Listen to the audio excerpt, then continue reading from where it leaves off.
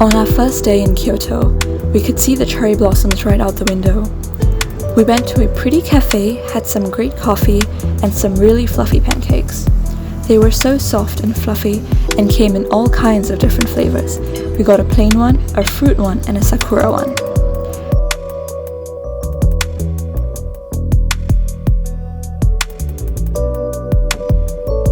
Next, we roamed around the streets and found our way across this river to Maruyama Park. We came here mainly to see cherry blossoms and unexpectedly caught some temples.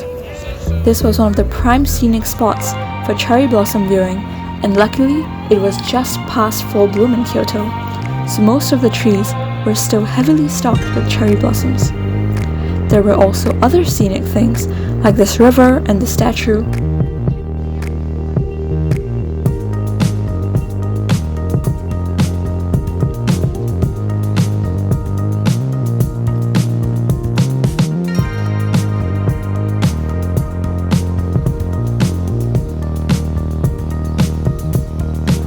And here's a close-up of some cherry blossoms so you can see just how pink they are inside.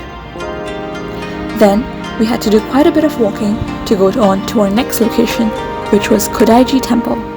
This was one of the more major temples within Kyoto, and it was surrounded by beautiful nature like ponds and trees, as well as these stones that were just really well arranged.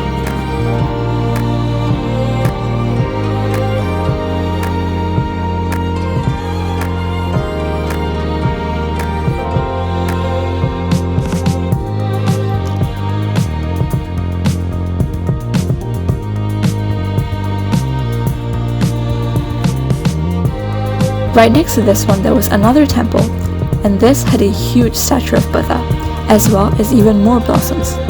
I think this wasn't exactly a cherry blossom, but look how pretty it is when it falls, like oh my god.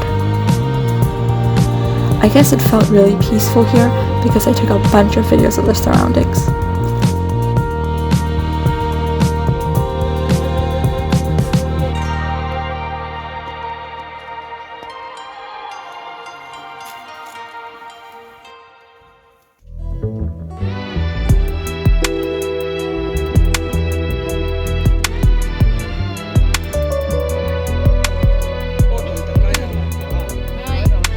Later on, we walked through the shopping slope to get to Kiyomizudera. Unfortunately, we could not stay here for long because it was raining.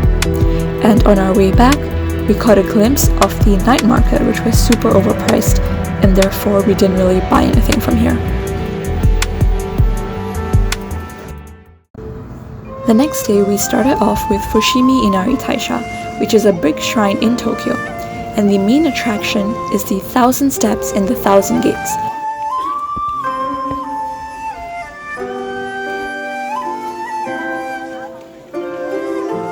Which you can see here. And it was a lot of huge red gates that you could essentially just walk through as you went up to the main shrine. The hill actually goes pretty high, as you can tell, 1,000 steps, and we weren't quite feeling up to the task, so we went in about a quarter of the way before turning back.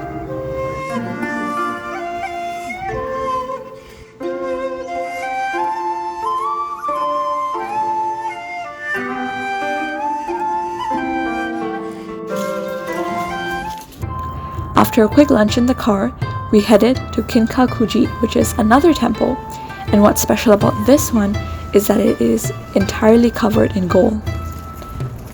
It was built by the wife of the first shogun, so there was quite a bit of history attached to it as well.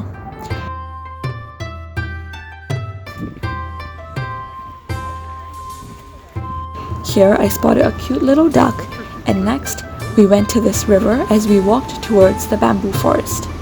This was a really big river and it was actually really cold near it. We also saw a bunch of these stone stackings on our way, which was super interesting to see. Finally, we got to the Arashimaya bamboo forest, and there was so much bamboo. I mean, the bamboo wasn't even that dense, but just because there was so much bamboo, there was barely a ray of light in the actual forest.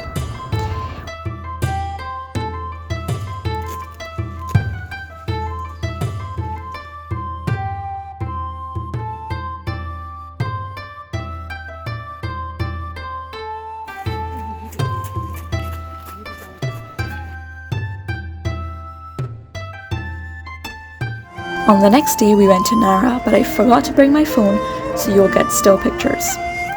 First, we saw so many deers on the street.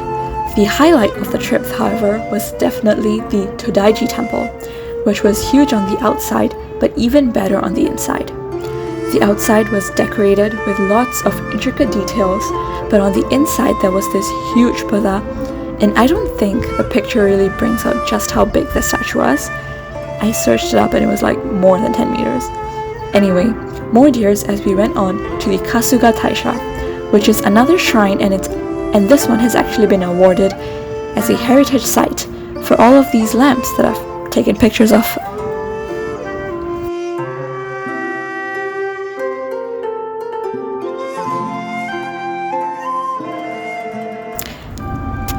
On the next day, we went to see Kiyomizu there again because we didn't really get to see it on the first day. And this time, we went up the stairs to get the view from the hill, and we also got a better look at the shopping slope. I saw lots of different food items and really specific tourist items, as well as specialty items being sold here. Later on, we also decided to go to Nijo Castle, which is actually the Kyoto Imperial Palace and where the shogun stayed when he visited Kyoto. This was one of the better preserved castles. Even the gates were well decorated and well preserved. Again, the entire scenery and the vibe was so peaceful with bonsai trees and sakura plants.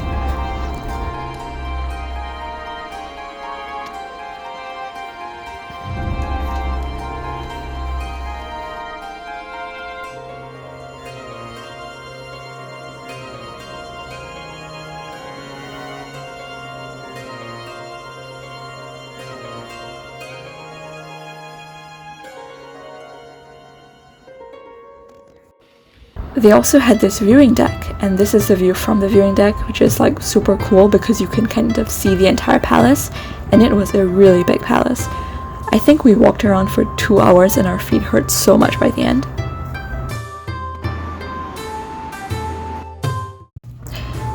On the next day, we went to see Himeji Castle, and I think this is the only castle which actually preserved the inner architecture, so we could see the inner beams and how they lived. They also had some of the old guns and the model of what the structure is like. On the same day, we went to see the Hiroshima Peace Memorial site.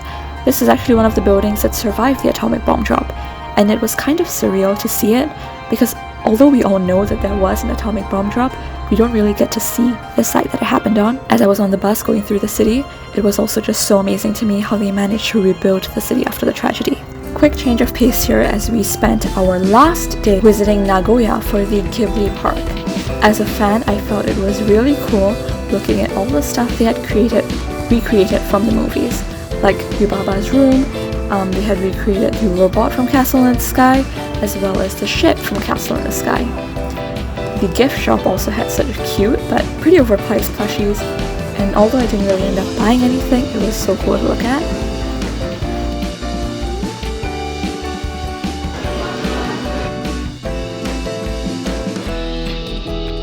The park also had an outdoor section where they had built the buildings from a lot of their popular films.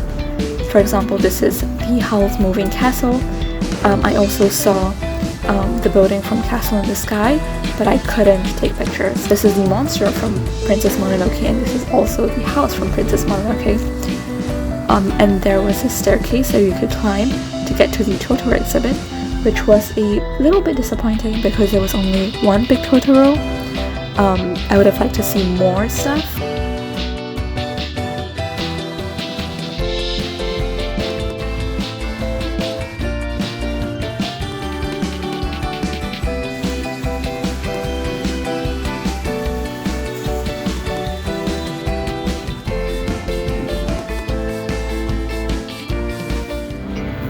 On our final day, we just did some shopping at this big Uniqlo and had a nice meal before we had to catch our flight back home.